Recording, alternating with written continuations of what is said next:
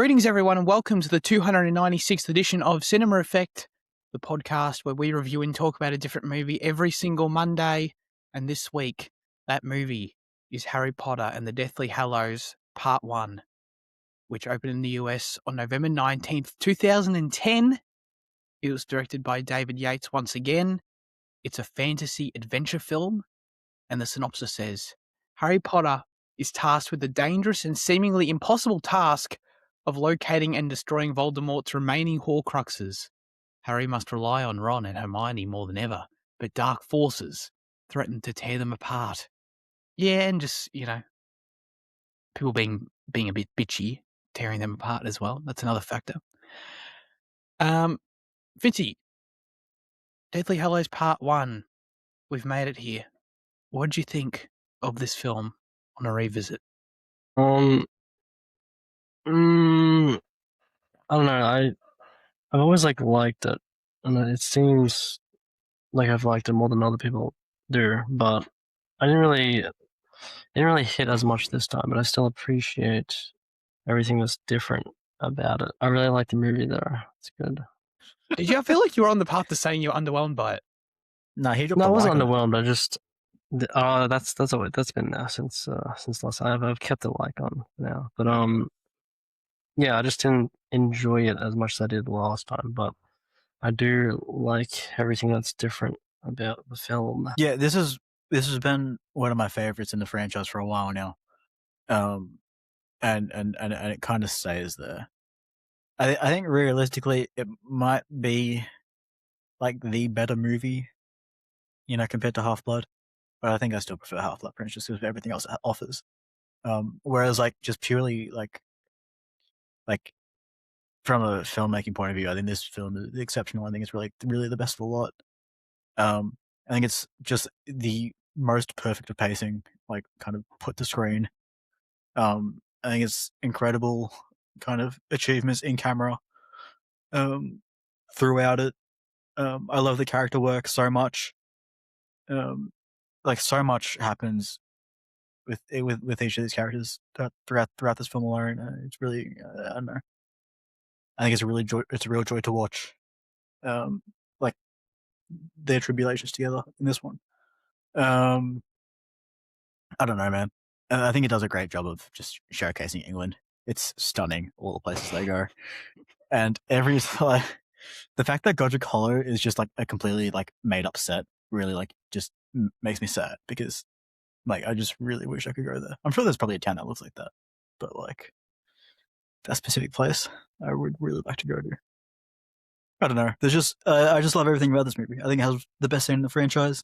I used to have a review on Letterboxd. I don't remember ever taking it down, but apparently I did about the scene.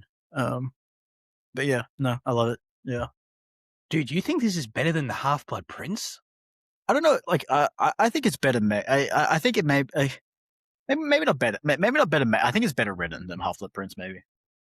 Okay. Yeah. Wow. I don't know about that, but I still love this movie. It's fantastic. It's another one I know like the back of my hand. It was the first one I saw in a theater. I was there in November 2010. I remember that quite. I mean, I don't want to say I remember it well, but I remember it. It's one of those time-stamped memories. I've seen it many times since. I still enjoy it thoroughly. Outside of, being exciting and having great pacing, like a lot of the other films, you're spot on about that.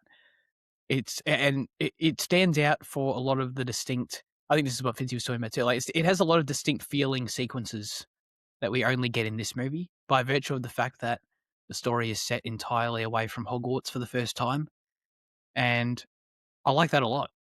And as much as I like Hogwarts is a core part of what makes this franchise what it is. It's a credit to the film that I didn't really miss it. I wasn't like, oh, just, you can easily imagine it being a situation, oh, just take me back to Hogwarts. Jesus, please let this end. Not at all. I'm always along for the ride. And the whole angle of the trio being on the run, I've always thought that was very cool.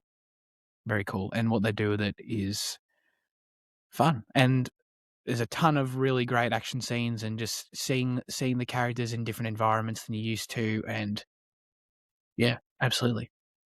I remember the first half of this book also like being a favorite of mine as well. Just like because it's it's all the same stuff that's in this movie, and there's obviously this film being split into two parts. There's less cut out than there normally is, but even still, there's like details and stuff in the book about what the aspects of the world that's going on with basically Voldemort being the Hitler of his day there and all that, and running the show, running the government.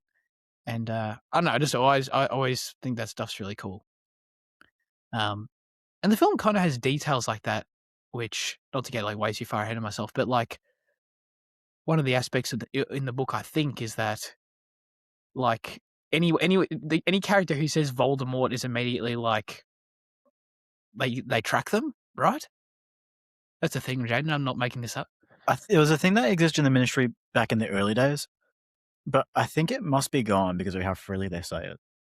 Well, no, because I don't think so, right? Because isn't that how the Death Eaters in this? This is never brought up in the film, but my interpretation of it with the detail of the book is that when they're at Luna's dad's house, Yeah, and he says Voldemort, yeah, but like he says it to trigger the Death Eaters to come. yeah. But then there was another point in the film where someone else said it, and like it was Really? it was fine. Yeah, I can't remember what it was because I remember taking note of that because then like later in the film, like Harry says, "You know who" for like the first time. Right. He does say it. Yeah, yeah. I don't know. Maybe I'm just getting it wrong. I explained that really poorly, but the idea is that when Voldemort takes over the Ministry, he puts I don't know, like whatever it is, an enchantment or whatever. Basically, that if anyone in the world says his name, it like triggers like all these dudes to go and hunt them, and like they know exactly like where they are. It's like a beacon, basically, because they know that anyone who says Voldemort, who has the balls to say his name, is probably like a rebel, or it's like someone like Harry or something. So there's someone who needs to be taken care of. So it was just one of those details I remember in the book, or maybe I'm misremembering it, that it was like there in the film, but like maybe not. But also, I assume it was. I assume I'm just misremembering because like it kind of is. I mean, like obviously it's important for that scene later on. That's like the only reason I can think of that Harry would, like Harry does start saying "you know who" in this movie, and he's no other reasons to do it. I'm just trying to remember the instance where I thought I heard it earlier, but I can't. I know they say it like before the wedding and stuff, like earlier in the film. Oh, maybe that's what I am thinking of then. But obviously, I don't think it started. Like that doesn't happen. Yeah. Anyway, sorry, I completely went on a total way too in-depth tangent. That's probably best for 50 minutes in, but that's okay. Fitzy, in terms of the sections that make this film feel unique, is it them being on the run is the main aspect? Like, are you like Jaden, where you're like, I just like seeing them hang out in the tent, the whole tent section of the film, the middle section? Is that the main appeal, or is there other sequences that stand out for feeling different as well outside of Hogwarts? No, I mean, no, I love the 10 stuff as well, but James right in saying that, like, I feel like England and London just look the best in this film as well. It's just, I don't know, they just have such a good mix of landscapes and city, and it's just constantly interesting, I guess. The adventure kind of aspect. So, yeah. It is that the whole like montage, the travel montage that they have, where it's like and it's backed by the audio of like the radio host or whatever. Yeah.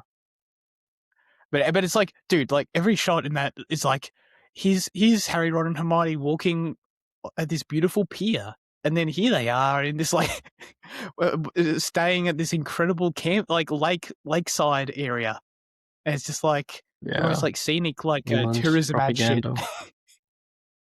Yeah. It's like I don't know how any of these locales are in walking distance of each other, but I'm down for it because I just think it looks sick,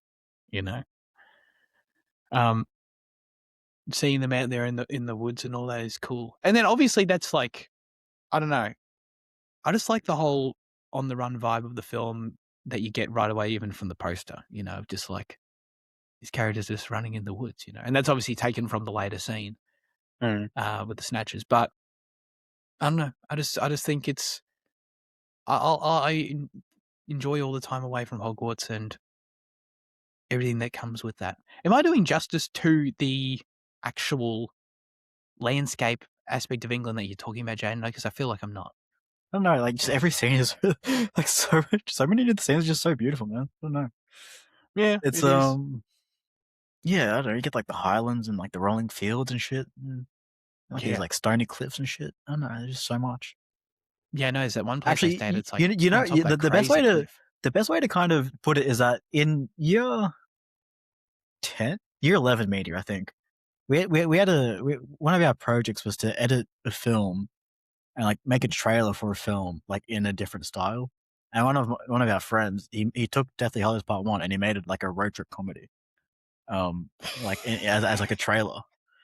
Okay. Yeah. So I mean, I guess I kind of like highlights, you know, the on the road feel. How do you make it a road trip comedy with Ron being that depressed the whole time and depressing? I think like, so like, you know how like trailers, like, you know, they end with the title and then like there's that 1 second like stinger. For that stinger, I'm pretty sure he had the, you know, engorge it reducer kind of thing. So it was like a that's really good. it was like a really strong place to end it. And I don't really Yeah. remember.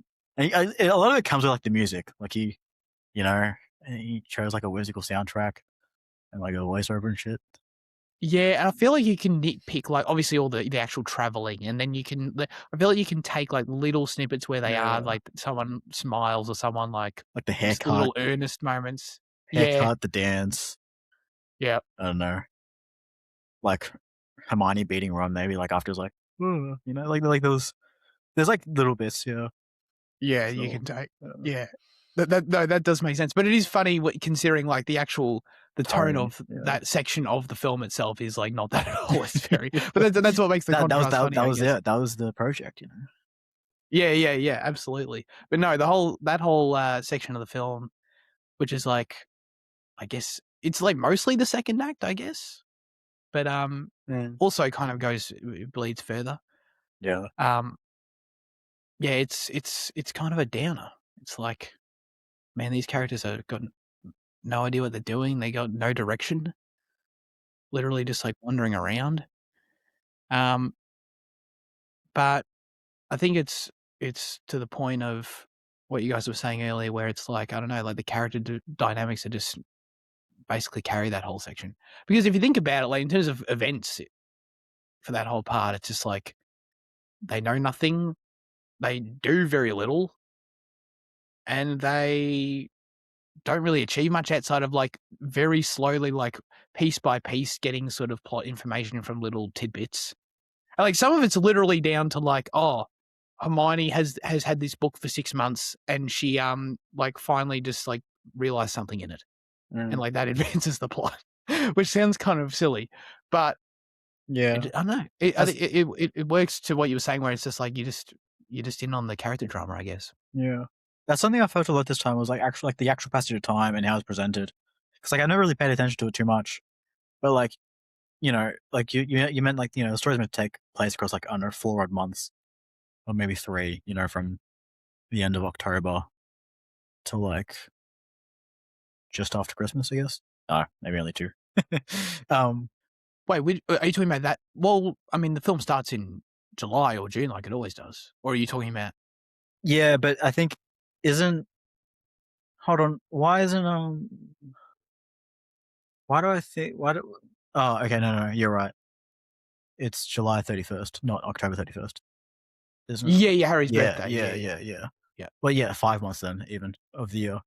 Yeah. And that passage of time and like, I don't know, the actual like unraveling of it all, I thought was really well done. Yeah, absolutely. The whole Ron turning heel again. For like I guess this is like the 3rd time.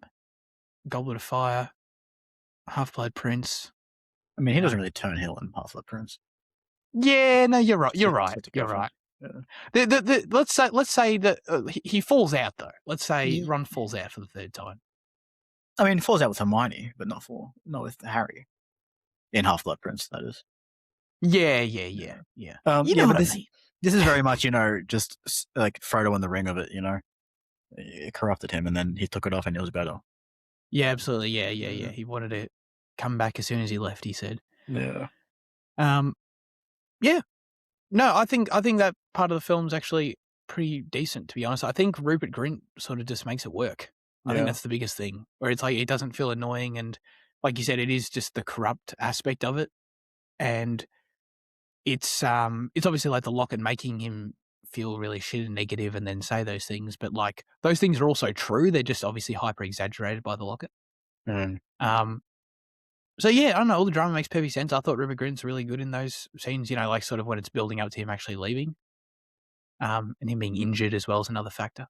So all that adds up to where it's just like, yeah, no, it was probably the best example, I think, that this franchise has had of the interpersonal dynamics in terms of, creating drama between the three main characters. That's actually pretty decent. Yeah. I think this movie does a lot to save Ron's character for me. Like, obviously, Really? like he's a charming kid in the first couple, and then I feel like he just doesn't do too much for me in the next chunk, and then just having his development in this one just does so much for him.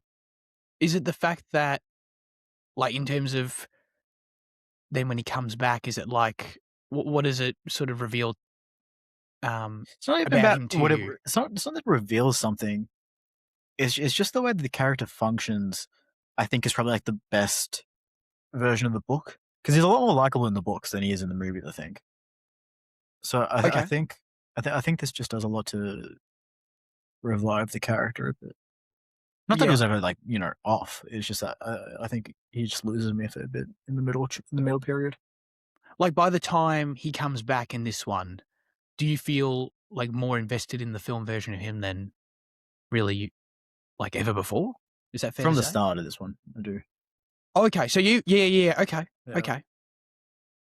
Like, even when, they're at the Weasley's house and he like convinces Harry to come back and stay. Yeah.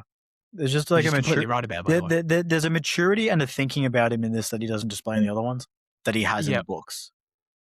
Yeah. Yeah, I see that. Definitely. Yeah, in that scene for sure. Yeah. But even in the way that, like, I don't know, I think his relationship with Hermione as well, like, helps showcase that, in that, like, he's mature enough to, like, just be with her. Yeah. Mm. Yeah. That's true for sure. He leaves.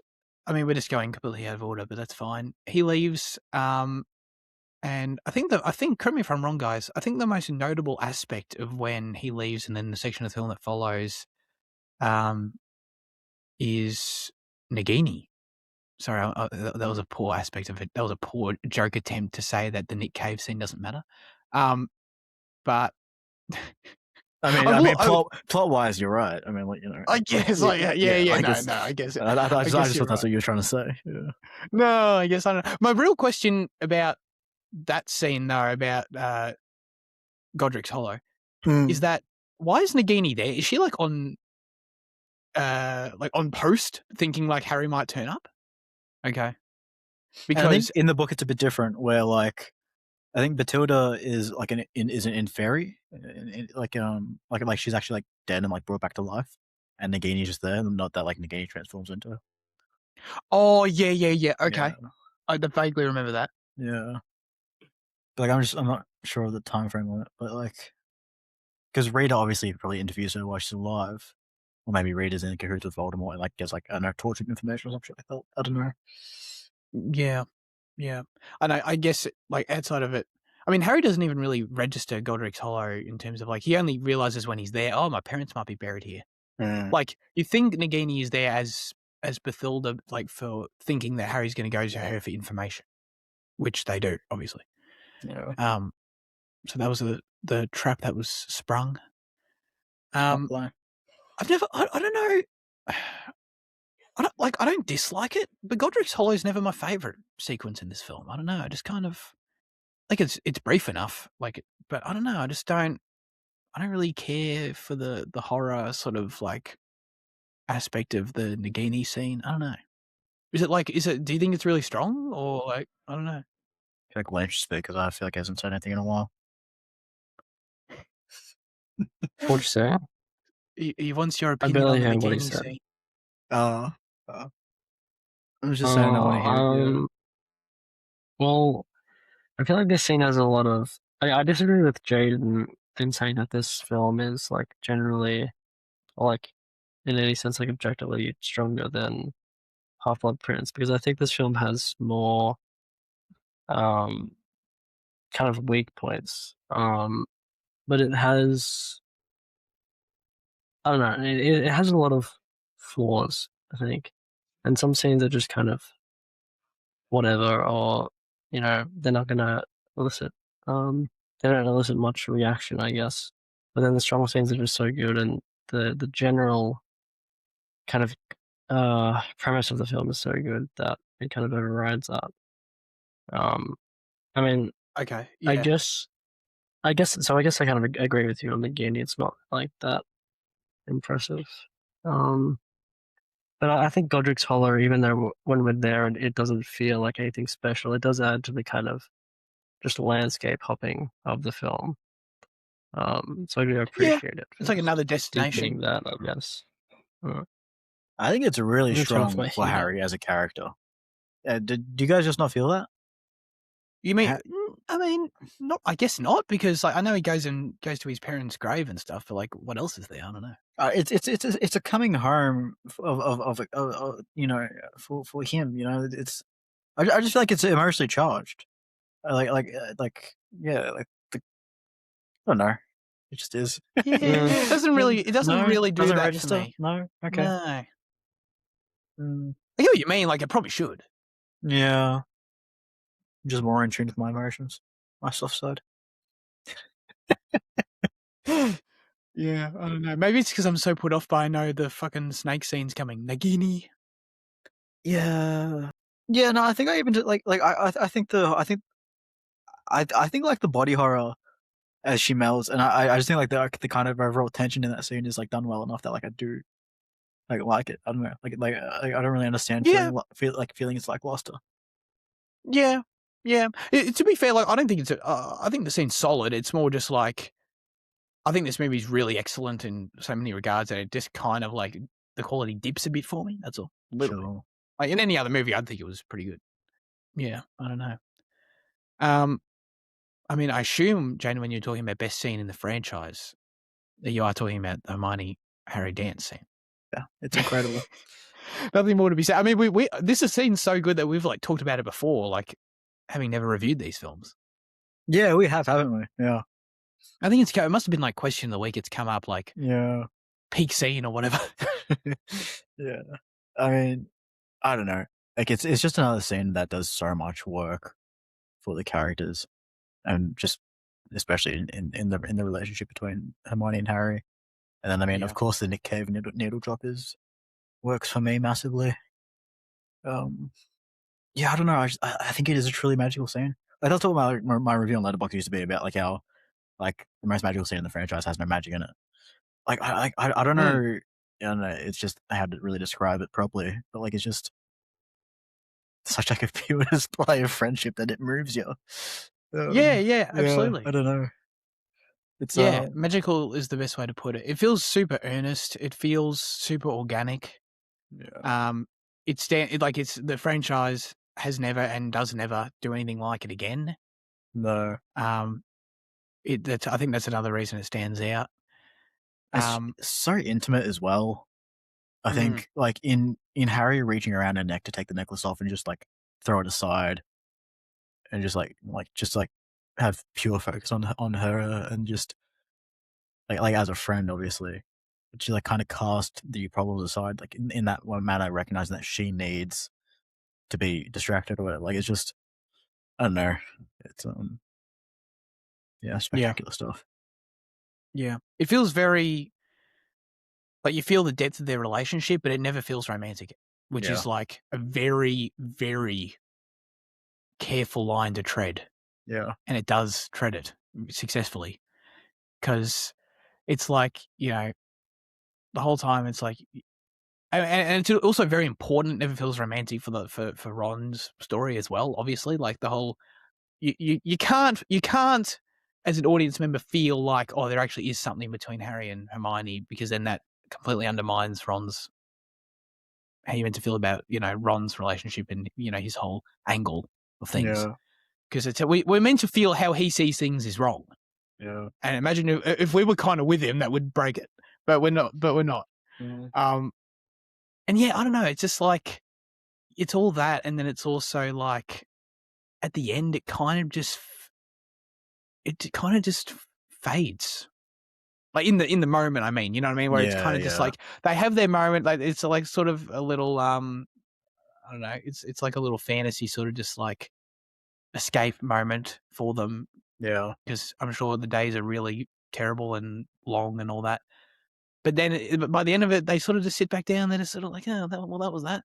Like it doesn't crescendo into anything else or change anything really.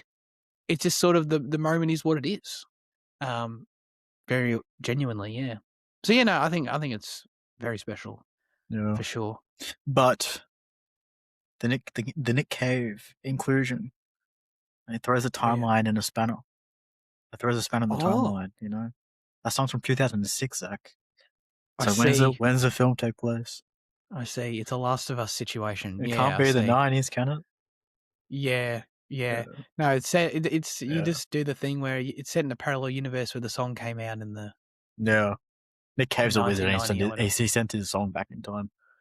Yeah, exactly. Nick Cave, I feel like he has the power to do that. He can do that. Mm-hmm. I feel like he genuinely would have the power to do that. Yeah.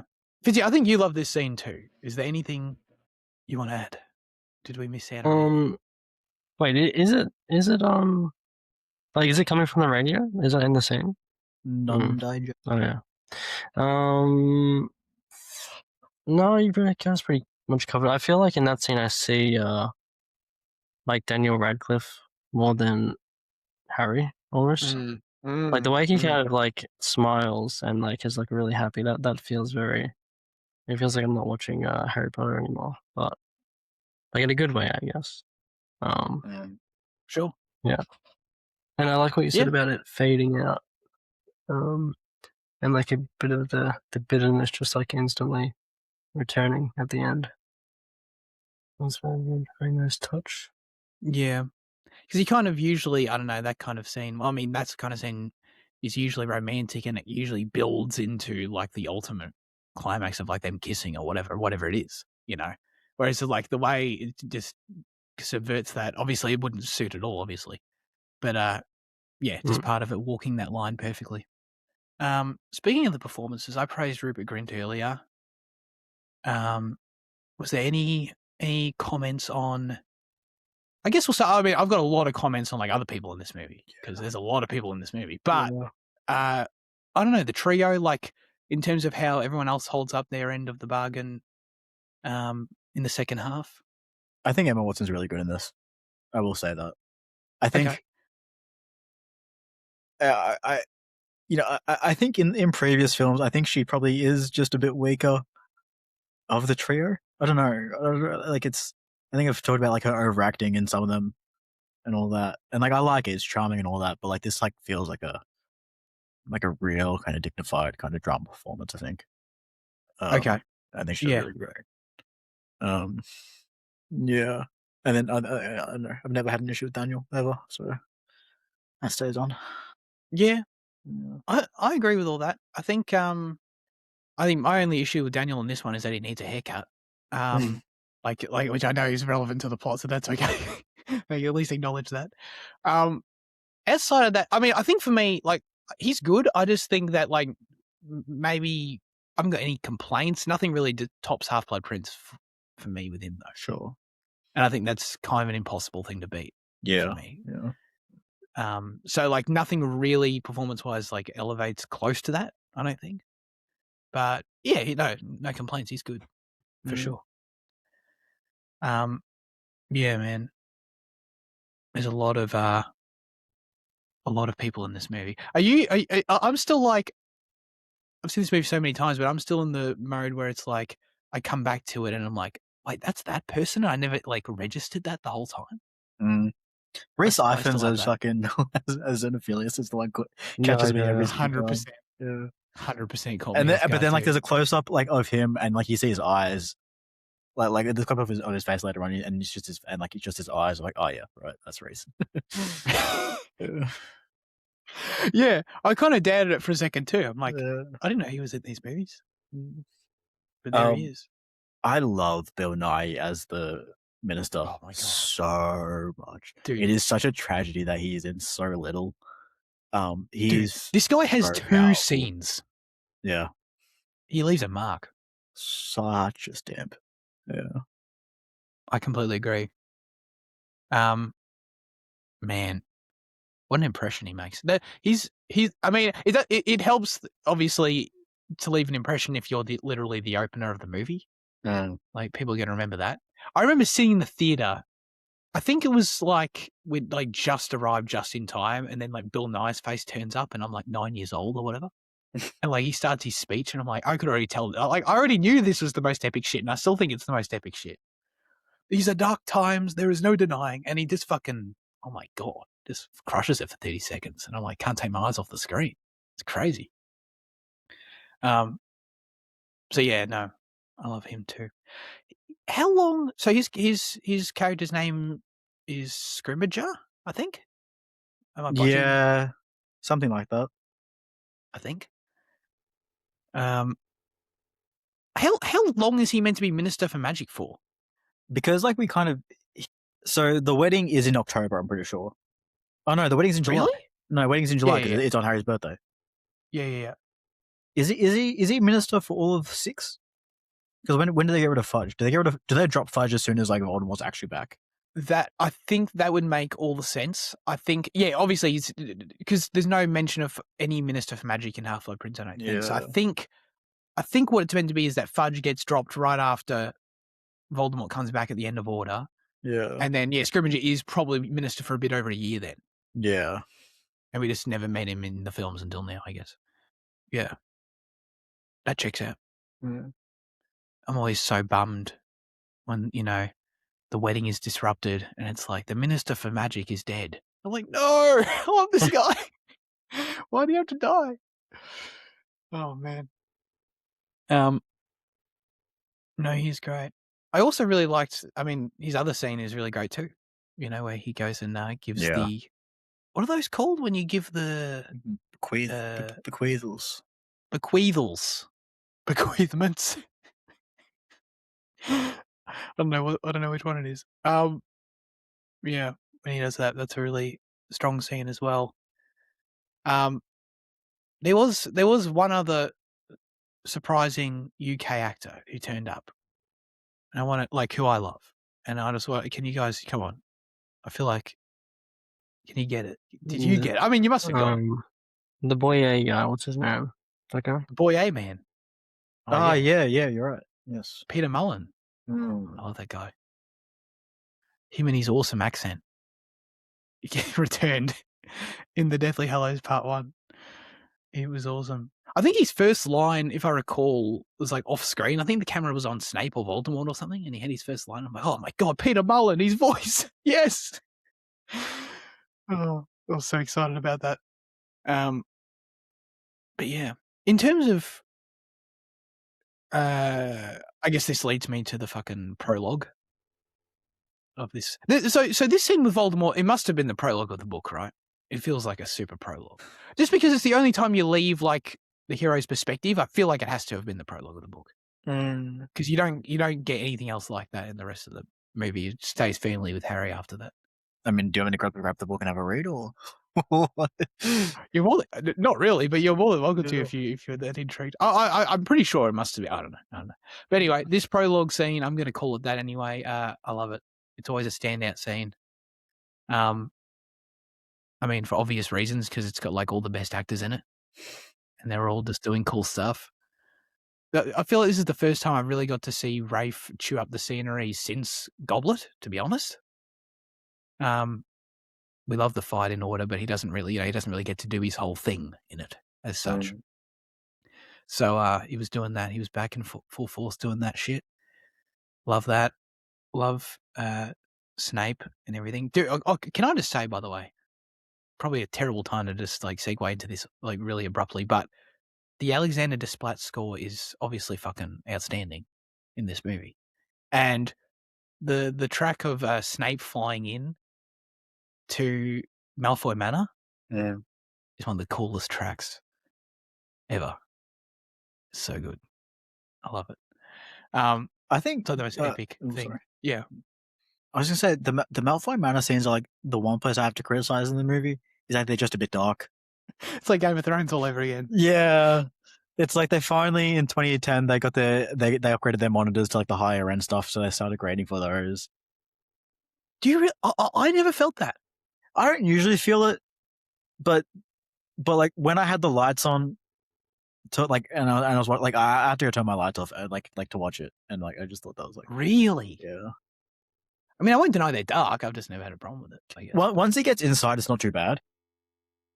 But like landing and like you know, Yeah, like the actual like and, sort like, of path out the front. and like walking through the gates is all like really bad. And then it happens like later in the movie again, like the same, where it's like just so dark. Yeah.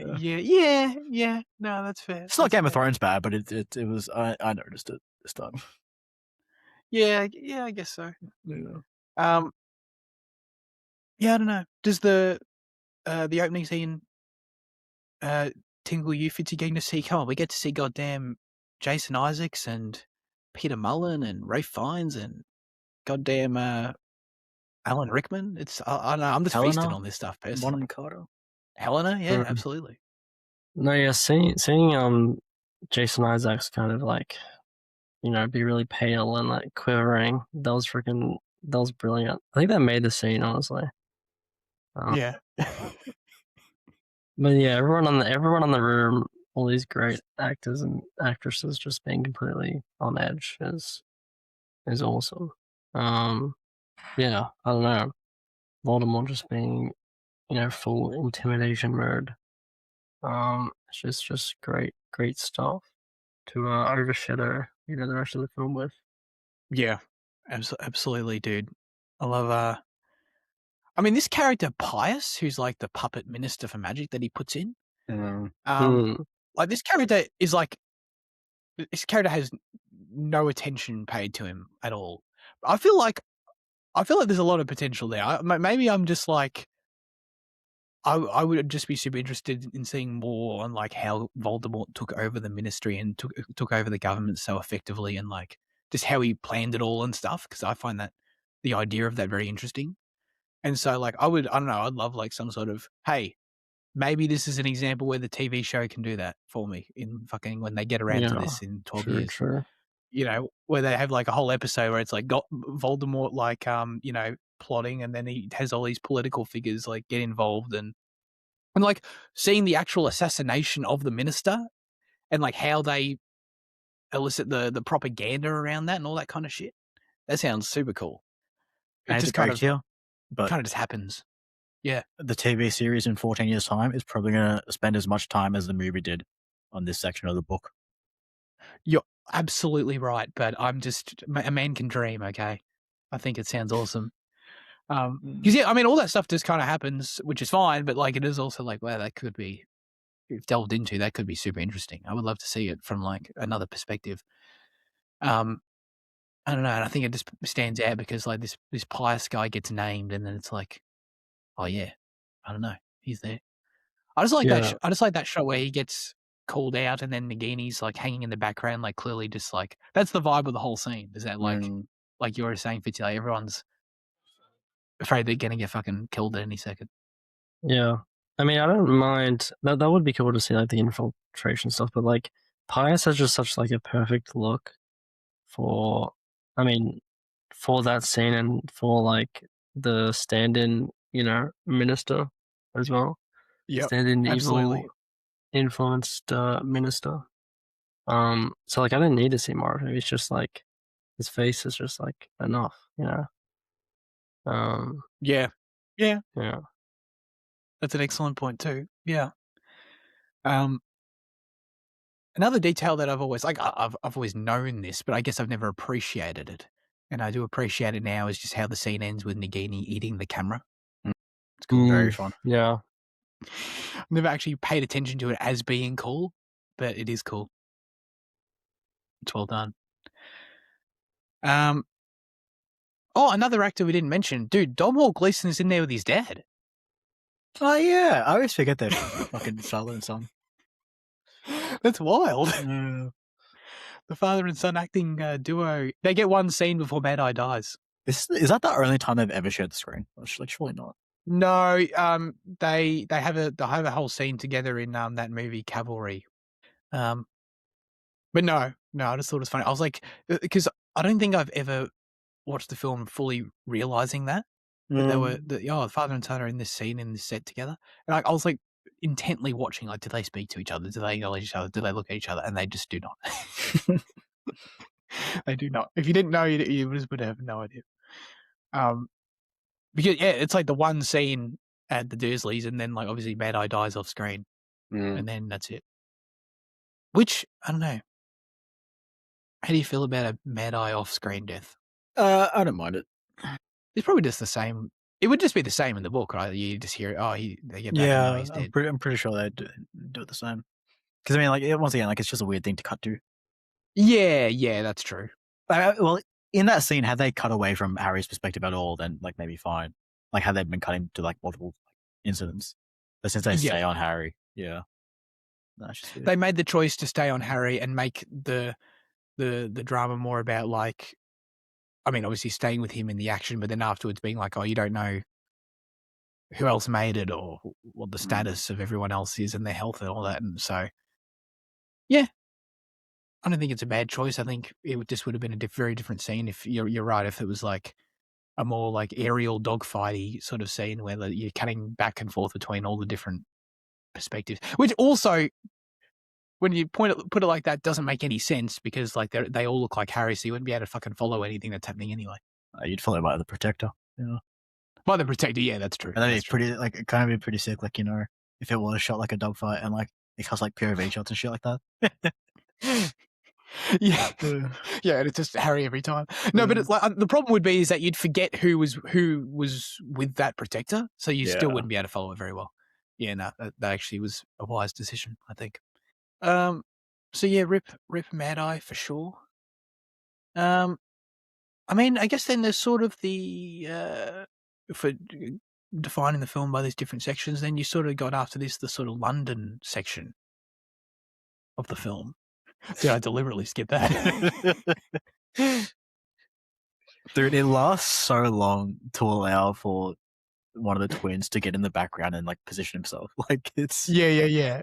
Which is pretty funny, to be fair. Well, I like that you actually you actually see him get in position. Like, it's not a thing where he's just there. Yeah, that's the typical movie thing, is that the character's just there already. So yeah, it feels relatable. I feel like, I've done it several times where I'm the one who's trying to get in position of something, and you're like, yeah, where you, not in this situation. But, I also don't want to skip the wedding because I love, like, just after they sent that little voice projection thing, like Harry. Kingsley sent that, right? Yeah, like Harry, Ron, and Hermione all scrambling to get together. Like, it's like those. I don't know. It's I don't know how to describe it, but like the cuts and the camera work there, like, to kind of accentuate the panic and like the desperation of them to try to like grip each other. Really good stuff. And everyone apparating out. Yeah, I agree for sure. Yeah, I mean, David Thewlis doesn't have like the most screen time in this movie, but he makes the most of it because like he has a couple of scenes to where he really shines. That was, he was in that scene quickly, so he sort of shoved them together, I think. So yeah, I'm always shout out to Lupin for sure. I mean, did you have more to say about the kiss? I feel like you brought it up. I feel like you wanted to beef with it. Nah, I kind of voiced my opinions last week about how, not last week, but last time, about how I'm not the biggest. Liam, are you shipping Harry and Ginny? Yeah. That was the most like, it's fine, yeah. Like, sure. But I just think the end of this film just does a good job again of reinforcing why it should have been Luna. I don't know. She comes over and she consoles him. And it's just Luna definitely feels like she matters more in this movie for sure. Definitely. Yeah. Mm. I don't know. Is the genie thing? Do you like it better in the books? Is it just more fleshed out there? I don't really remember it in the books, to be honest. I know people often talk about it and say that Genie's like the super well-written character, and not that they say that, but they act like she's infinitely better in the book and she's not as one note or as bland. But from memory, I mean, it's not her as a character isn't that much different. But I didn't remember the relationship stuff. Yeah. Okay. Man, I'm gonna have to listen to those cast audio editions and get all these details back. Who plays Ginny? It's probably fucking. It's probably like Ella Purnell or some shit. I mean, I don't think so, but it's probably going to be someone, or maybe not. I don't know. No, probably not. When it's the young version, probably not. Do you reckon they kept the ginger requirement for the voice acting? Yeah, just so for when they can have the behind the scenes clips, so they don't feel totally whack. Yeah. Weasley, yeah. Anyways, but then they come straight out of the wedding. They warp into London, and I think it's just. I mean, it's pretty brief, but I just think it's cool seeing these dudes walk around London and then get into this kerfuffle at the diner. It's it's like the melding of the worlds. It's like, holy shit, these guys are casting spells in McDonald's. No, it wasn't McDonald's, but you know what I mean. It's that kind of feeling. It's oh, that's cool. It's another small thing. I think one of the variant posters of this film is the characters with the ones out in in fucking, the subway, London double-decker buses behind them or whatever. Are you talking about the one with them in the underground with Hermione and Harry? Yeah, I think that's actually what it is. That's such a fucking tough poster. God, yeah, that's what I mean. Want that, yeah, absolutely. And it's even though that doesn't really represent much of the film quantity-wise, it is. I just like the vibe of it. I like the little bits of it. I feel a bit starved, I'm like, man, I'd like to see more of that shit. Oh man, this episode is cursed for sure. I mean, it's neat seeing Harry as I just like all the wanted posters of Harry, he's a fugitive, I mean, I know that's what it is in the story, I know, but it's just, I don't know, seeing all the posters around is cool. And then that's what leads us into one of the main action pieces of the film we haven't talked about, and that is what I would dub the Polyjuice Ministry heist. Yeah.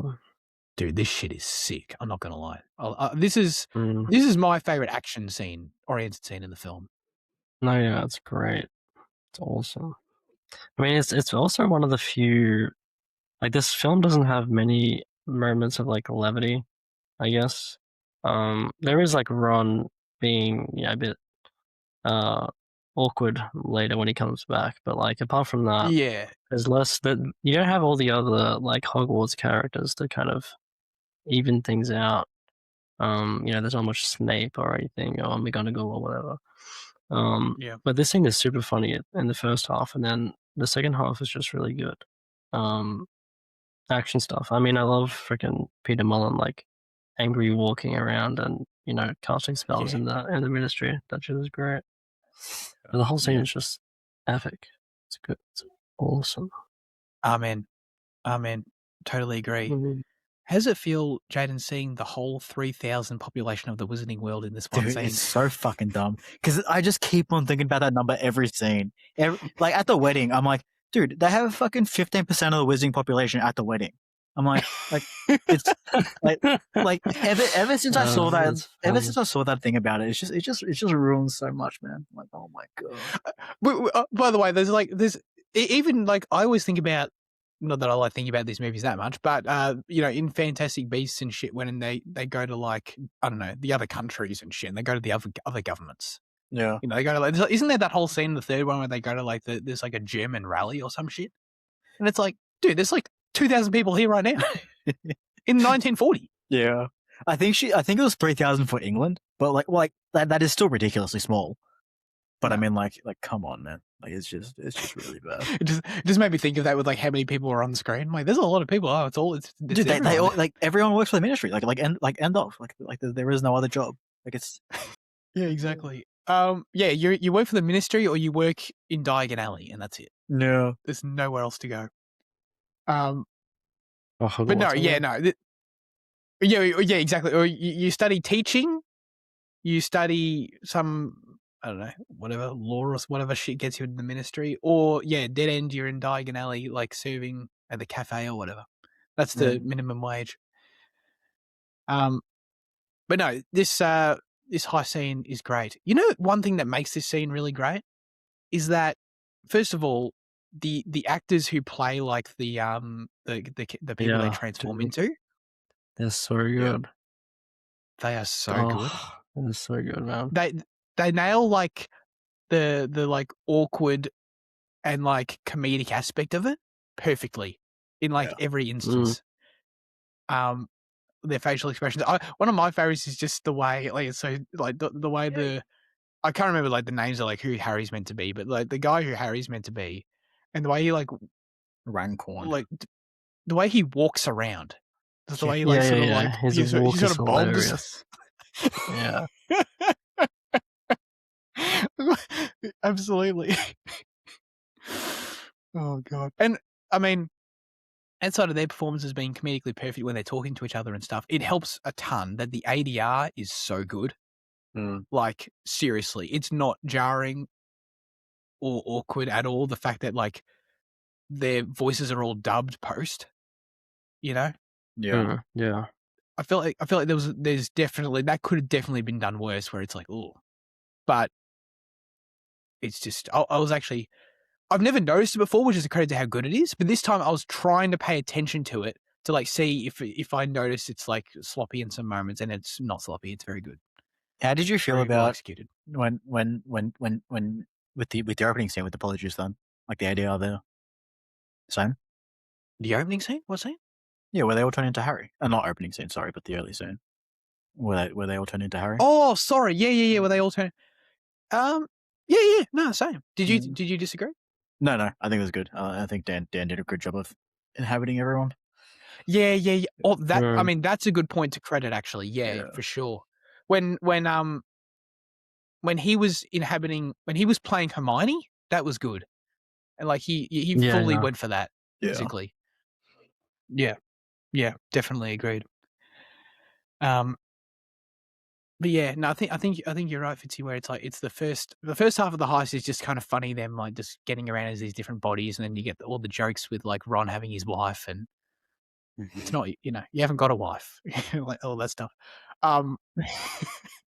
It's still funny, man. It is absolutely, and then it all obviously turns. Then when you get into the room with Umbridge and the Locket and the Dementors, but then it turns serious, and it's just tough. It's cool. My bit of trivia about this scene, which I do like knowing this now, is that sorry, here it is. Both parts of this movie were filmed at the same time, and the final scene filmed for the entire franchise was the scene in this movie where Harry, Ron, and Hermione escape from the Ministry of Magic being pursued by Peter Mullen. This shoot was followed by a celebratory barbecue with a mariachi band and ice cream. This is such a random tidbit. With ice cream supplied by Rupert Grint from the ice cream truck he purchased with his earnings from these movies. Hey, if I got a payday, I'd buy an ice cream truck. Sure, fair enough. There you go. Because I know they shot the two films back to back, part 1 and 2, but I didn't realize they were actually literally one production. Like they were literally shooting scenes back and forth from them both. So there you go. I mean, I guess I brought up how much money Rupert Grint has, but Rupert Grint and Emma Watson were each paid $30 million for these last two Harry Potter films, which is 240 times their salaries for Harry Potter and the Philosopher's Stone. And Daniel Radcliffe made $50 million.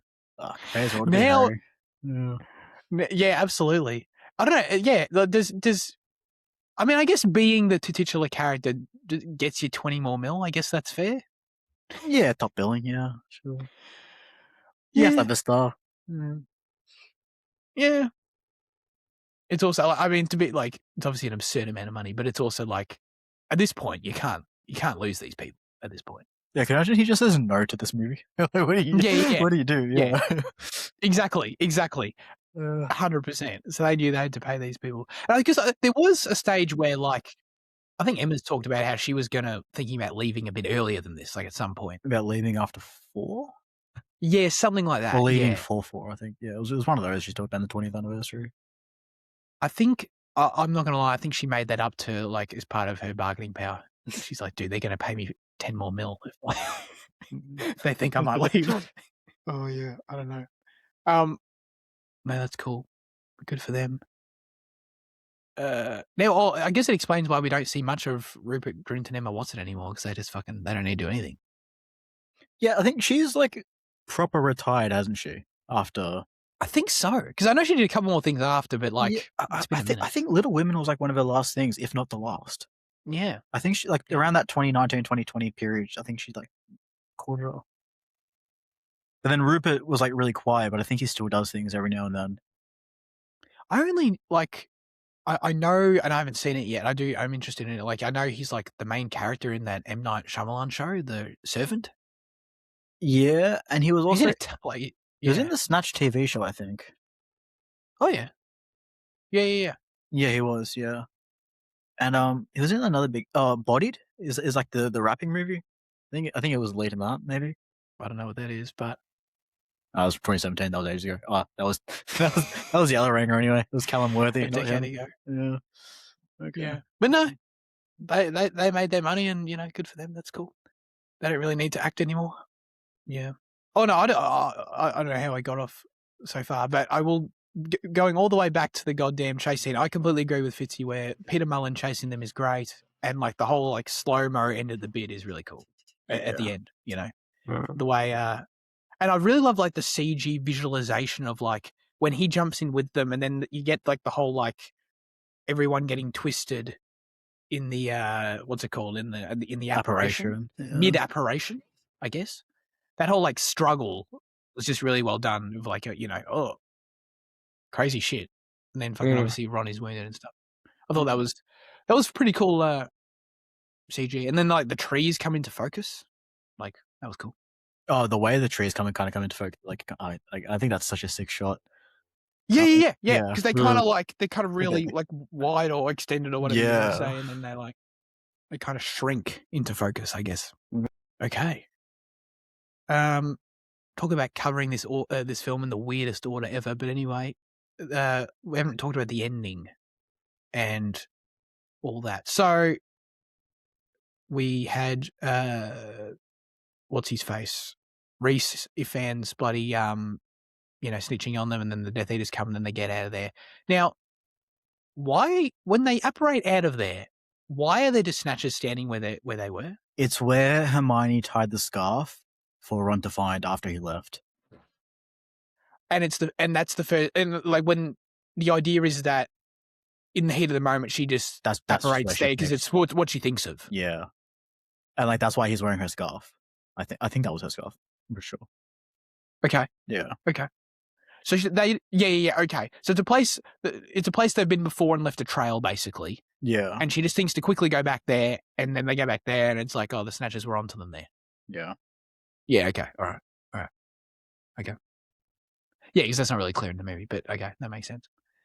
But I remember the book being like that part's not different in the book in terms of like there's a reason, but like they do apparate straight out of there, and then there's snatchers there. That does happen. I remember that. Anyway, I think the way them running through the trees, the poster shot, I just think it's shot really cool, pretty sick. Or like chaotic. I don't know, David Yates. I don't know, man. I feel like he does like the fast paced like running, like it's like it's literally like the same editing techniques he used, like when we praised like Harry running after Bellatrix in Order of the Phoenix right after Sirius is dead. Like he does that. It's kind of his thing when he has like characters running in like high tense moments, and he cuts out the sound, and he has like all the fucking angles and the fast cuts. Like it's just really good. It's good shit. Yeah. Anyway, that leads us to Malfoy Manor, and there's a big hole in the movie here, right? So it dawned on me this time. I think it has dawned on me before, and then I forgot, and then it dawned on me again. So how does Draco not understand that that's clearly Harry because Ron and Hermione are here? I think it's Draco doesn't want to say it. I think Draco's scared. Oh, really? I'm pretty sure that's what it is. Like, he 100% knows, but he doesn't... Like, he's like, yeah, this is obviously them, but he doesn't want to give them away. Really? Yeah, like, was it? I thought that was that not just always... That's what... okay, no, that's not a read I had of it. Okay. If fear or reluctance commit violence in a conflict, yeah, I think it is. I've only ever read the scene as him not wanting to give up Harry. Yeah, okay, I like that. Yeah, okay. Yeah. Well, I think he didn't know at first, but then, like, there's this extended shot of him, like, looking into his eyes, and I think he recognizes it there and decides not to say. Yeah, okay. I like that. I like that. That's cool. No, I take back what I said. Although, I mean, to an extent, right? Because, like, that's all cool with Draco. But, like, fucking, what's his face? Wormtail. As if he doesn't know. Yeah, that's the one that gets me. Yeah. Dude, he hung out with these three for like 3 years. He was the rat. And he doesn't know they're a trio? But he didn't really have a say in it. Like, they wanted Draco to say it. Yeah, he's like... that is true. Like, wait, a glorified in the house scene, elf, he's isn't not he? a vocal point of, like, the decision or anything. So, like, yeah, that's true. But he is there. Yeah, so apparently Harry notices that Draco seemed just as unwilling to look at his face as Harry was to look at Draco's face in that scene. Where, like, Draco just doesn't want to be implicated as well, maybe? Is the other thing. Yeah. I'd like to revisit the book and sort of see how JK wrote that in terms of, like, I know it's from Harry's perspective, but in terms of, like, if there's something in there where it's like a recognition that Malfoy does recognize him and then, you know what I mean? Makes a choice. Yeah. No, that's definitely better than what I thought it was dumb, so that's way better. That's good. Well, it's either... I think he's just scared of he's either scared of... In his own goodness, he doesn't want to reveal Harry because, like, he realizes he's in the wrong position. Or he's also scared of if Voldemort does come there, what's going to happen next to everyone or something like that. I mean, there's also like a fear factor probably to it. Yeah, that makes sense because, like, Voldemort's going to turn up in probably like 5 seconds. Yeah. And then, I mean, that's pretty scary by itself. And then it's like a lot of pressure and, yeah. And the idea is that, like, the Malfoys are under the microscope after he failed, after they've both sort of been on losing streaks with, because, like, Lucius was in prison and then fucking Draco didn't kill Dumbledore like he was meant to. So I think they're a bit in the doghouse, as it were. Anyway, I don't know if you guys have any more comments on that whole action aspect of it and, like, leading up to this, but my main discussion point here is, of course, F's in the chat for Dobby. Yeah, as not a big Dobby guy, I think this time around I did appreciate him a little bit, to be honest. Appreciate him. Sorry, was that more or less? More than usual. Okay. Still didn't really care too much about the death, but I was a bit more, open to it. Yeah. How did you react, Fitzy? Are you a Dobby guy, as Jaden put it? Dobby being a free elf. Yeah, I thought it was good. I think I always liked the scene, I guess, but it also feels kind of weird. Like, the placement of it feels kind of weird. I don't know. But you mean good. in terms of it It's being fine. like the big, like, your big part one sort of emotional the big, beat like, at the end? loss. Yeah. Yeah. I guess. Also having the, like, Dobby is a free elf. Like, that scene. Just before that. Because it's not, like, a huge thing of this movie, obviously. But yeah, the elf. Just go. They do that earlier The as elf. well, though. When Harry hits Umbridge with the "you shan't tell lies," Yeah. They like doing that little callback with one-liners. The That's callback true. of their, like, big line. Yeah, that's true. I mean, I can't say I'm, like, Dobby's biggest fan as a character or anything, but considering, I think this is good. to be honest. Considering he hasn't been around at all since literally 2002, and what, like 5 films in between? Considering that, it works pretty well. It doesn't, God, I just spat everywhere. It doesn't pull at the heartstrings, like, fully, but it still has enough weight to it. Yeah. You know what I mean? Like, I feel like it works better than it should, considering, kind of. Yeah, that's true. I don't think And it's bad. I think I like it. Like, I like it without the rest of the movie. It's just that I think Liam's point about it being like the emotional crux of the movie is probably where I land on it too. Is like, just doesn't feel entirely right. Yeah. Yeah, I can't disagree with that. I think if you're splitting this book in halves, it's like not a bad choice. Yeah. It also does in terms of splitting the book in halves, it does a pretty good job of like choosing the 2 distinct halves of it. Yeah. So like I don't really disagree with the choice. Yeah. But I think another part of it, I think what makes it like affecting in the way it is that honestly, it's just like the actual visuals of the moment, like the CG they have with Dobby and the actual moment he dies. Like it just looks good. Like it looks sad, and like his whole face is captured quite well. Like, not to get too dark, but you know what? Like when the light leaves his eyes, moment. Like it's actually quite. It's like it looks good. Like I don't know, as kind of say it looks good. That's fucking. But like, you know what I mean? It looks quite believable. Where it's like, oh, like that is a cute little being that just died in front of me. Like, you know, it doesn't like the CG aspect of it doesn't detract. You know, it's like, oh, they did a good job crafting that scene. Yeah. So yeah, I think that's another reason it works. Yeah. I think I wonder if they got to this scene, not to this scene, but I wonder if they got to this movie and they realized they shot themselves in the foot by replacing Dobby with Neville in book 4. Because, and I think Dobby, I can't remember exactly, but I'm pretty sure he appears more than just that. But like in book 4, Dobby, I want to say he turns up like, I don't know if it's every book, but it's like a few times, yeah. Yeah, I think book 4 is his big one though. Yeah. Yeah. But yeah, like you don't forget about Dobby in the books is the thing. No. Like he kind of, Yeah. the movies forgot about him.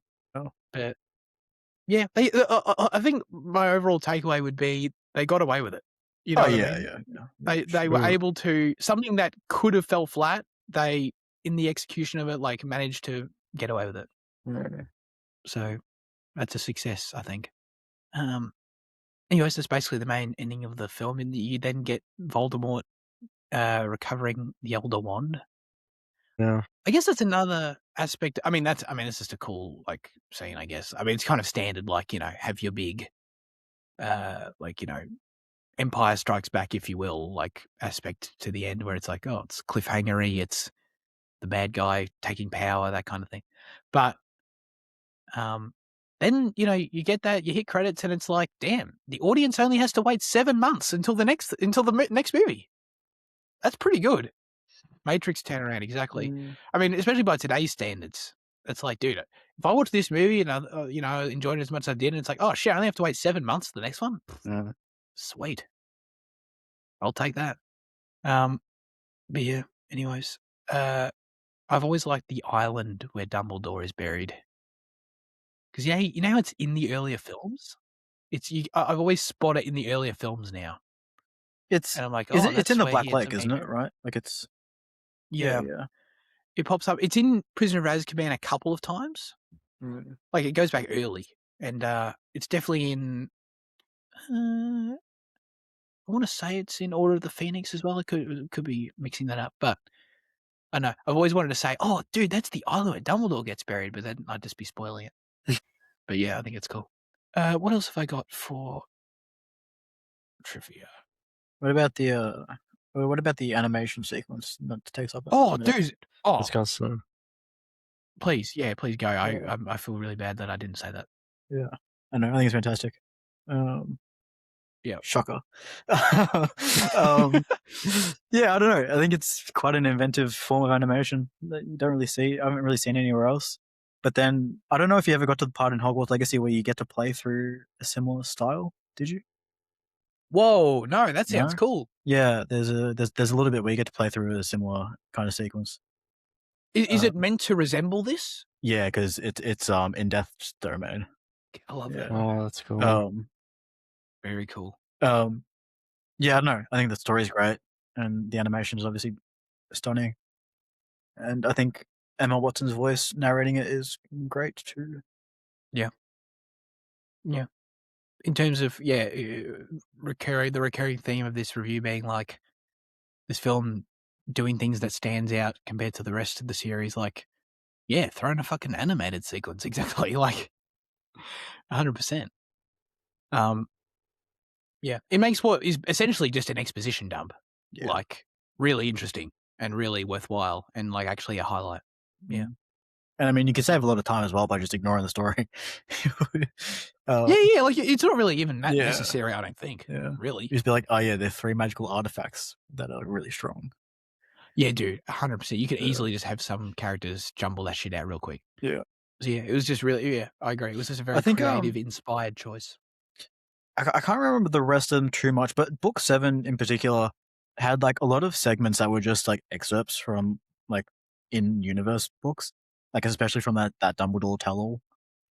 So like, I think it does have the 3 brothers story in full as well, I think, or at least part of it. Yeah. But like this felt like whereas like the movie ignores the Dumbledore backstory, but it fully indulges in that kind of. I think it kind of, I mean, does it have to an extent to justify the title? Like, wouldn't everyone else be walking out being like, why the fuck's it called the Deathly Hallows then? Yeah. Whereas like this animated sequence like completely justifies it. It's like, oh yeah, I don't really, even though like they don't even necessarily feel that important. Yeah, I mean, Half-Blood Prince wasn't like super significant either in the last one. Like, had that symbol shown up like the 5-6 odd times it does. Yeah, but what you really needed was Risa fans having that scene where he fucking like draws it to really explain. Really, really drags it out. I think like the older like one, really good job of it too. But yeah, he did actually. I was trying to look. I was trying to look at that. I was like, are they going to cut away and then they're going to replace it with like a perfect version? But I think they stuck with the version he was drawing. I think so. And that's so funny you say that because I don't think we've ever talked about that, but I always look for that too because I'm always thinking like if I'm the actor, I mean it makes sense that I've got zero talent to be an actor, but I also would have zero talent to have to draw something on screen and have that be the final version. You know what I mean? Like it scares me 100%. So much when he goes from the wand into the stone instead of doing the triangle. Because I'm like, no. I'm like, you can fit the stone within the triangle so much easier. I'm like, you're screwing yourself. But then he does it fine. Dude, he probably practiced it like 100 times. Imagine if that was first take, he just fucking nailed that circle into that triangle. I mean, that does sort of, I don't know if there's much to say, but that does sort of bring up one other point I thought about with this movie is that, like, it feels like there's a lot of... It does an interesting thing where, like, the book has a lot of names and, what you were talking about with the Deathly Hallows and then definitely with, like, the Dumbledore backstory book shit. Like, it's there in the movie, but it's also, like, not fully there. And I think the film, it's not a criticism because I don't think it really matters. It doesn't take away, but it does this weird thing where it kind of dabbles into throwing a few different like names and things of like plot relevance in there that don't really actually affect the film much. You know what I mean? Where it's like when they do sort of briefly talk about the whole Dumbledore thing, and it's like, and like obviously when you flash to Grindelwald and you flash to goddamn the other dude, like the fucking other wand maker guy, and it's like, I don't know, I almost feel like it's in this weird spot where it could have streamlined some of that stuff. Like, I don't know if we really needed all these names, but at the same time, like it doesn't detract, so it's not really a criticism, but it's just kind of, it's an interesting thing where it's like, I don't know what the point of having these different elements are without the actual richness of having the book's explanation of them. I guess you do get, can't really spoil it, you do get more with the Dumbledores in the next one. Yeah, that's what I was going to say. So I guess that justifies that part. Yeah. But even that's pretty brief. Yeah, but I think even they get away with it because they have that wedding guest explain quite a few things very briefly, anyway, about the killing of the Muggles, and then the hiding Yeah. of the sister and all that shit. And then, like this time, when he was like filing through Umbridge's like little, dossiers with like characters on them, like if you on Dumbledore's, like you actually see it mentions Ariana and what's and Aberforth, yeah, that guy, yeah. So like it's hidden. It's who's hidden. played by another killer actor we're going to get to, by the way. Yeah, it's hidden in details, and it's kind of just done in a express way. I'd say. I think it works though. Yeah. Yeah. I think the point of that, I don't mind it, that scene at the wedding where the lady's just like basically gossiping about like there was this and Dumbledore had this scandal and whatever. Like, I think the point of that scene more so, I would argue, is just to show, like, give Harry a bit of doubt on the fact that he's about to go on this whole quest that Dumbledore gave him about the Horcruxes, and he kind of doesn't really know a lot about this guy, really. Yeah. Yeah. And it kind of instills a bit of like, a bit of trepidation into it. I think I'm pretty good. I think this Sorry, movie yes. does this really interesting thing a few times where it fades to black on like a low light source to kind of emphasize their Yes. isolation. It does it when they get to Grimmauld Place, and it does it again when they're in the forest on the tent. I think there may have been another one, but like those are the two that I definitely remember. But like Yeah. it's just techniques like that, and kind of the way it's framed that just kind of, there is just such a feeling to this film. Like outside of it just being a story away from Hogwarts and being on the road, there is a meta feeling that is evoked because of the way that it's being constructed, that is just so unique to the franchise. I think the filmmaking tendencies in this film are as worth of discussion as what we kind of discussed last time with Half-Blood Prince and all the things that they did. I think there's real intent here, and I think there's real time spent, which is then undercut by the rapidness of the next one. And I think why the next one has the feelings that many people do. But like, I think people don't realize how good they got it with this film. Like, it's still like, even like on like logging on Letterboxd 4 and just like seeing the recent reviews, they're still mixed and people calling it boring and all that. And they just, like, I just feel like people don't realize what's actually sitting in front of them. Because Yeah. I don't know. Yeah. That's a great point. I think is part of it like the part one stigma?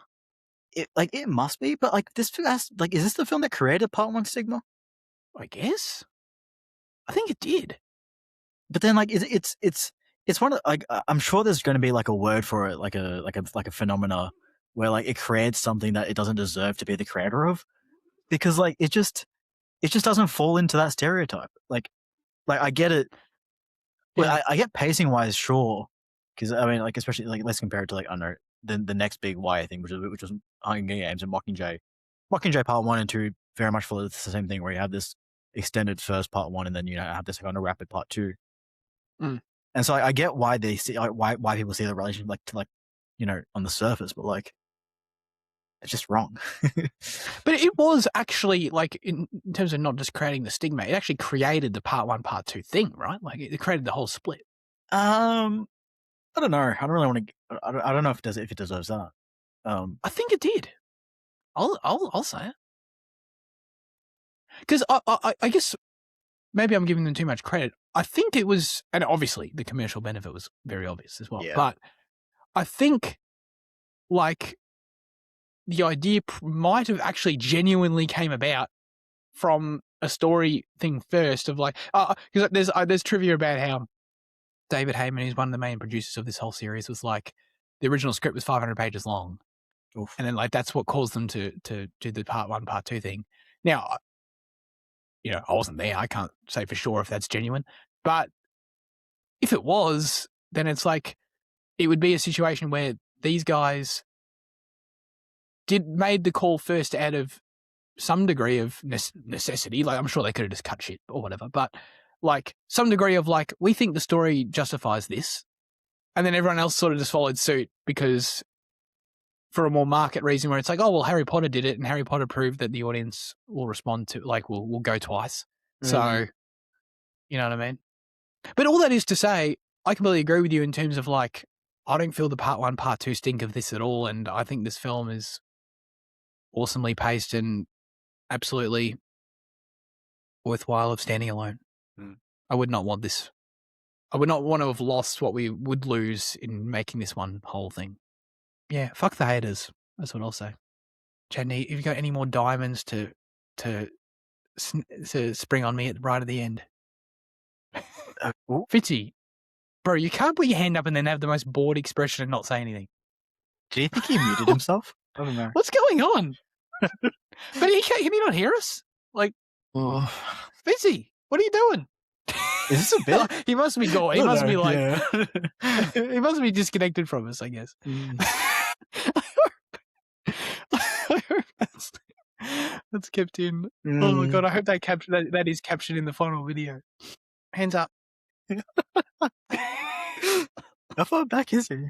But I feel like he's not like. It also doesn't look like he's like scrambling to fix it either. Like, No, he he doesn't realize.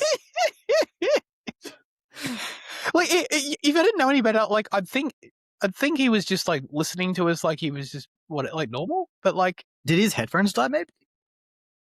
and he can't hear us. Yeah, and like he's on a different tab. But no, but he'd realize, oh, where'd they go? Well, why are they not talking? Oh yeah, true. Yeah. Or does he think like he's just lagged out again? Maybe. Oh fucking dude, what? This is so confusing. But like the thing is, usually if it usually works both ways. Where if he can't see us, then like he would lag out for us too. Yeah. But like he's perfect for us. So what? Like, I don't know. do you think he's doing a bit? Well, it's gone on a bit long to be a bit. Yeah, no. Like it'd be like, the most impressive bit I've ever he's seen. not that good to that was hide true. it this well. Yeah. No, agreed. Oh, he's looking back at the screen now, kind of. I think. Checking Insta. Yeah. What do we do? I was going to go to final verdicts, but how can I go to final verdicts right now? Should I send him? Oh yeah, he's typing now. Fitzy, are you back? Oh yeah, hello. How long were we gone for? Well, it was like 2 minutes. I don't know. I was trying to get my computer felt back way or longer. something before. It was like coming in and out, and then it was like gone after Zach started talking about like the phenomenon. But I didn't hear what either of you guys were saying about it. Dude, we So were out for a after- while then. It went out after Zach wouldn't shut the fuck up. Yeah. Okay. That's fine. Are you able to go to final verdicts? Yep. Fitzy, what is your final verdict for Deathly Hallows Part 1? I'll give it an 8. Definitely. I mean, I had it on a 9. It's probably a 9, but this viewing was slightly less interesting, I guess. So I'll stick an 8 on it for the time being. I don't think you properly appreciated the fade to blacks that Jaden mentioned. Mm. They should elevate it a point. I don't know. Maybe next I'll give it a time. 9. I'll look at that next time. Okay. You should. You know what? I was going to give it an 8 now. No, I was always going to give it a 9. No, this movie's awesome, Jaden. Yeah, I'll keep my 10 on there. Oh, hell yeah. There was a part of me that, like, for a second during the movie, I was like, do I move this into my top 4 on Letterboxd? I was like, oof. Damn, that's awesome. Yeah. That would be, I'd love to see that. What a statement. I think my top 4 does need some reworking because it's been like that for like fucking 4 years. So, Sure. who knows? Look out for that, folks. Now, would you, I know you came in hot saying you think it's better than Half-Blood Prince, and then you sort of walked it back a little bit, but what actually is at the top of your ranking? Would it really No, be? it's still Half-Blood Prince, yeah. Okay. It's... Okay. I think it's just the writing of this. I think I appreciate the writing of this film a bit more. I think that's what it was. But like as a holistic product, the other one. The writing in terms of like all the relationship character stuff he talks about and Ron and all that stuff he talked about. Yeah, the pacing, the moments, the relationships. Yeah. And then I don't know, I think some of the stuff that you kind of yeah. I don't know. Dobby is a free elf. Yeah, Dobby's a free elf that wears fucking sneakers. Didn't like, was it Ron or someone commented on his shoes? I think very briefly In that scene. In that scene when he turns up at Sirius's house earlier in the film, I think someone says, "Oh, nice kicks." I swear to God, someone quickly points that out. No. It was very brief. I think it popped up in the subtitles. It was very brief. Like it might have even been like a sort of like background comment from Mundungus or something. Like, but it just I noticed because it popped up in the subtitle. All right, Jesus, let's get to our highlights of the week. I've got nothing. That's fine. Fitzy, what have you been watching? Is he gone? Is he again? gone or is he muted? Hello? Yeah. I was back. gone and muted, but I think I can't see you guys, but Dude, why is your internet shit itself this week? I don't know, man. I don't know. I mean, it's I good. think it's You like- both got a history at this point. Yeah, I think it was bad on the Zach episode, the Zach and I episode. What was that one? Yeah. Yeah, What was that one? I don't have a highlight though, so That's fine. It's fine. Jaden, what about you? I rewatched Transformers 1 and I liked it even more. Dude, this is Transformers has a very high chance of being our next franchise, and you're here watching it. Would you include Transformers 1 in that? I mean, I'd rewatch it any day. Oh, I'm so dumb. You mean that? Yeah. I'm with you. You mean Transformers 1, not Yeah. Transformers 1. Yeah. No. Transformers 1, the animated one by Josh Cooley from 2 years ago, that Paramount refused to market because it's about class consciousness. It's it was a 9. It's now a 10.5. It is exceptional stuff. It is stuff that just moves me so much. Like I can't even there was times where I was borderline crying to animated Robots, man. That's awesome. I love it, dude. Like you need to watch it because I think you'll appreciate the Revenge of the Sith of it all, you know. And then there's like the political things, and there's the visuals, and then there's like the rest of the story and the animation, the fighting is glorious. But that core relationship of brothers to enemies, it's just it's just incredible. This is gonna be Hindle's favorite movie. I mean, maybe, hopefully. Dude, I don't know. It's just so good. And it's about like, the ruling class taken from you, and you need to rise up. It's about revolution, and then, violent revolution with this, It's like, it's so good, man. So fucking good. Hell yeah. I do need to watch it. I remember being just put off by the trailers. They were just lame trailers. Yeah, I don't think I disagree with that. I'm pretty sure I used to shit talk it. I was never a big fan of Chris Hemsworth as Optimus. Yeah. Still not massive on it. To in all honesty, it's fine. Yeah, I didn't watch it for a while until after it came out. I'm part of the reason why it bombed. I'll say it. But it's also Paramount's fault for not promoting it. So is it all Brian Tyree's doing the? Oh, dude, Brian doing is heavy lifting? so good. Damn, so dude. good. I mean, like Chris Hemsworth and Keegan-Michael Key and Scarlett, like they're all pretty good as their respective roles as well. Keegan-Michael Key is good. Yeah, he's Bumblebee and it's pretty funny. Like it's okay. yeah. It's I don't know. Steve Buscemi dude. Do you know the cast? I mean, now that you're saying all these people, like I didn't know they were in it, but like, wait, Steve Buscemi Starscream? Yeah, that's fucking genius. Like, that is genius. I don't know. There's some heavy hitters in there, and they all do a pretty good job. The only thing I'd replace is Chris Hemsworth. Not because he's not like he's fine, but he's like still like not my favorite. Yeah. Would you replace him with who's the dude who actually is Optimus? Peter, whatever his face is. Cullen. Oh, it's Peter Mullen and Peter Cullen. Yeah, I think it. I was just thinking that. Yeah. Yeah. Okay. Yeah. Okay. That makes sense. I think probably not him because he's meant to be like a young Optimus, but like any other, I probably would have chosen a voice actor for Optimus. Yeah. Give him a bit that extra level of gravitas. Yeah. That makes sense. All right. Well, shit. Maybe we will do all the Transformers, including Transformers 1, right at the end. How about that? With Bumblebee and the 2023 movie included. Yeah. Well, we'd have to if we went that far. Yeah. Okay. Oh god. And maybe watch Bumblebee.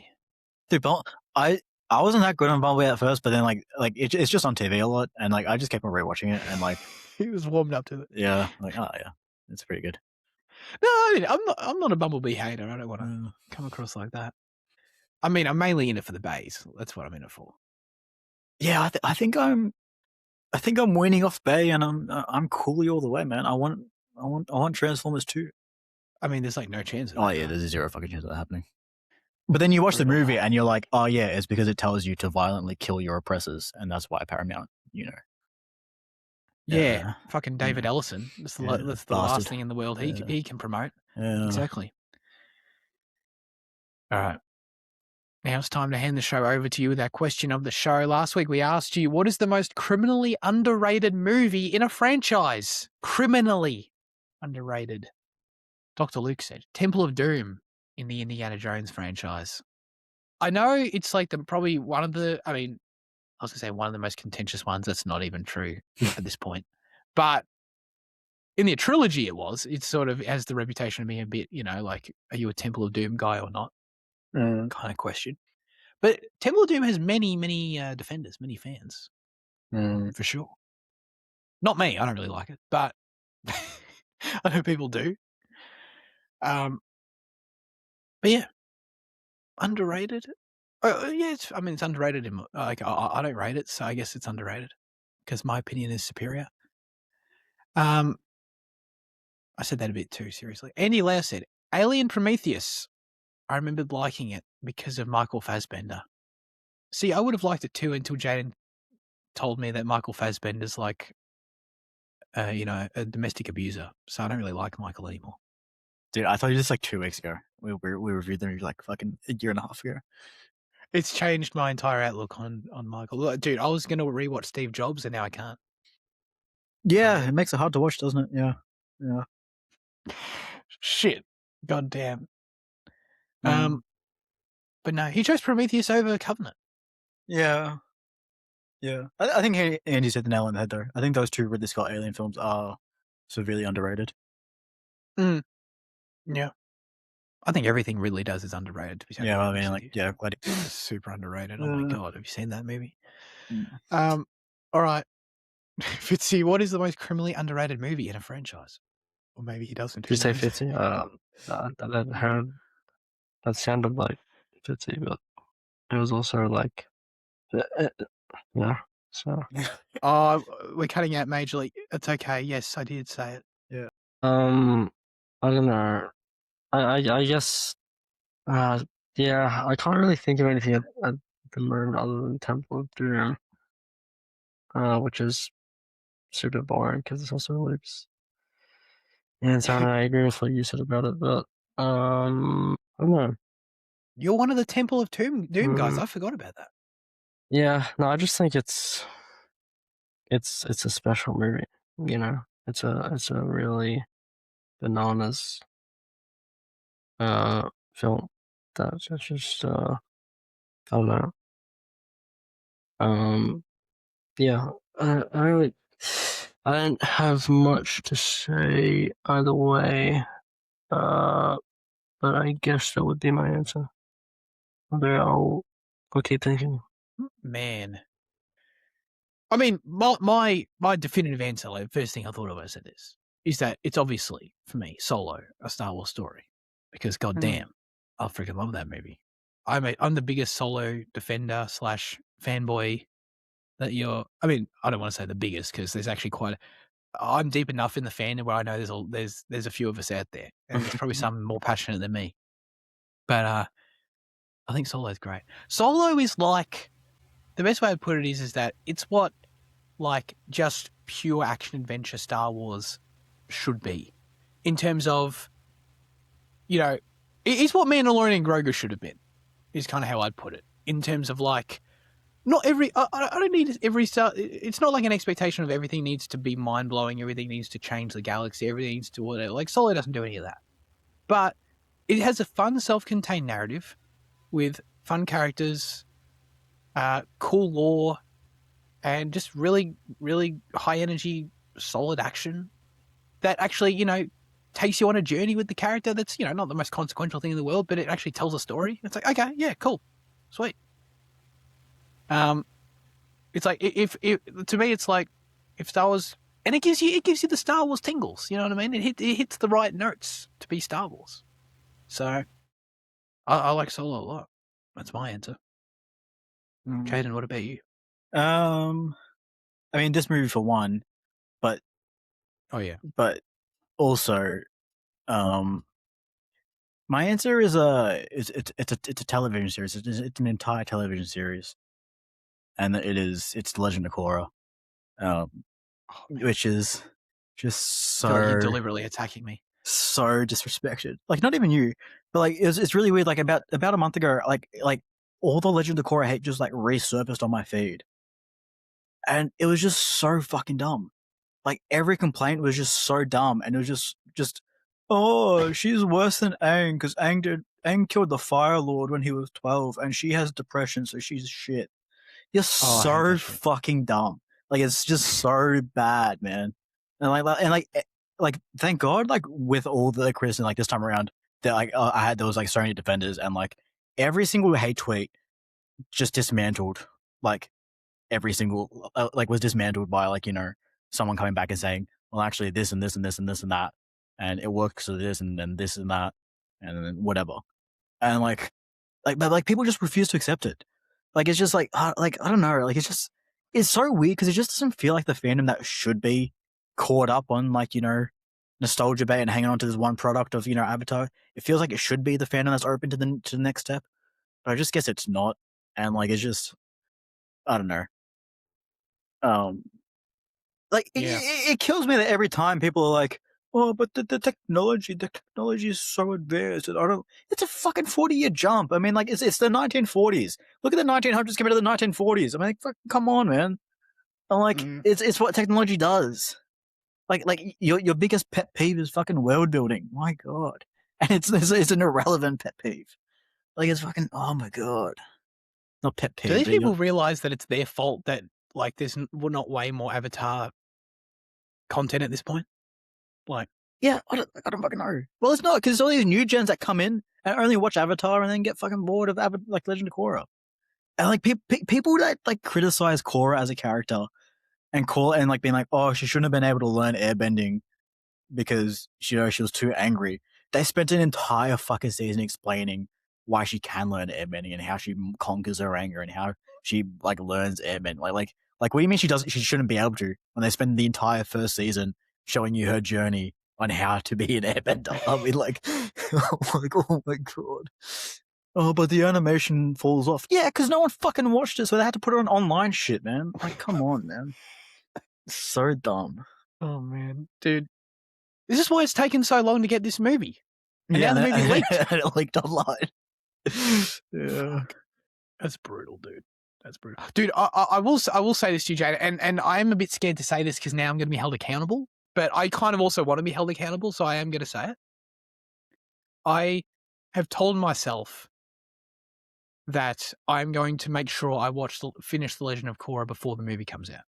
I think it comes out in October, I think. Yeah. I mean, yeah, it's already out if you want to. but I think it comes out in October.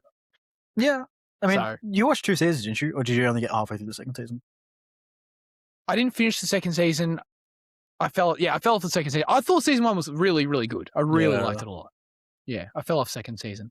But like, not because I didn't have any criticisms. I just kind of, I think it was probably a mood thing combined with like, I did the noticeable drop in animation quality was jarring. I just think like, I mean, like not personally, because I think Korra is better than like Legend of Aang. But like, I kind of say it the same way as like it's kind of Clone Wars and Bad Batch, where like it's kind of like the sequel series that people like are kind of happy to neglect. But it's like I don't know, like if you pay attention, like you can see how strong there like it is. Sure, and like like it's kind of like it's a more mature story. It's about it's less about the adventure and it's more about the characters. Like I don't know, it very much is the Bad Batch of it all. I mean, you're pitching me well. So good job. No, I do definitely want to smash it out. So shit, now I've got to do it. Fuck. Okay. We'll see how we go. As always, we'd love you to submit your responses, thoughts, and or reviews for next week's film in the YouTube or Instagram comment section, or join the Discord server this week dude, it's so fitting we're asking this stupid ass question this week because I feel like this whole episode's been like, I don't even know if everyone's going to see this at this point. But the question we'll be asking you is, which city would you most want to see as a vehicle? It's pretty self-explanatory. Let us know. That's it for this week's episode. Thanks everyone for tuning in. Fitzy, if you're still there. Still there, yeah. Excellent. Oh my God. The resurrection. Please tell us why we're asking this weird question about cities and vehicles. We're continuing with the Mortal unofficial franchise. We're doing Mortal Engines, which is on Prime Video.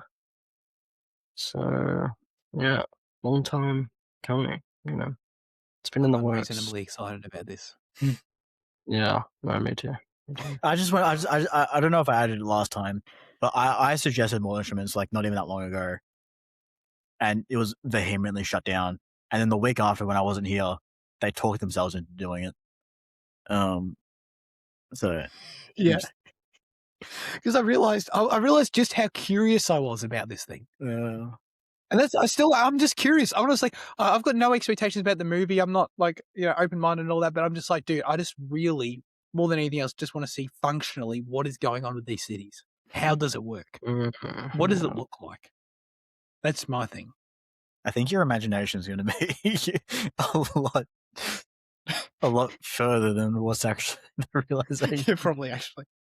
I just picture it like, and like, what landmass do these vehicles navigate? Like, I kind of can't help but picture it as like, it's like fucking like a Minecraft, like flat world or something. You know what I mean? Yeah, sure. Like it can't be like dense forests that these things are driving on. Yeah, depends unless on the it's city, like, maybe, you know. Is it like some sort of like shrinking scale situation where the trucks are like driving on huge highways? but then within the cities themselves, but within the cities on the trucks, there's still also smaller highways for the inhabitants of the city. The cars are driving.